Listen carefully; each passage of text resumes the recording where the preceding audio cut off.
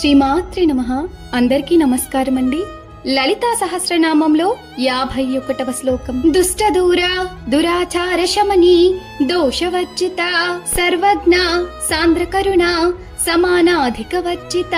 భావం: దుష్టత్వము అంటనిది, దుష్టులకు అందనిది, చెడు నడవడికను పోగొట్టునది, దోషములచే విడిచిపెట్టబడింది, అన్నిటినీ తెలిసింది, గొప్ప దయగలది, ఎక్కువ తక్కువ భేదాలు లేనిది. ఒక్క నిమిషం కళ్ళు మూసుకోండి. మీ జీవితంలో ఉన్న చెడు ప్రభావాలను ఊహించండి. ఇప్పుడు అమ్మవారు మీకొక రక్షణలా నిలుస్తోంది.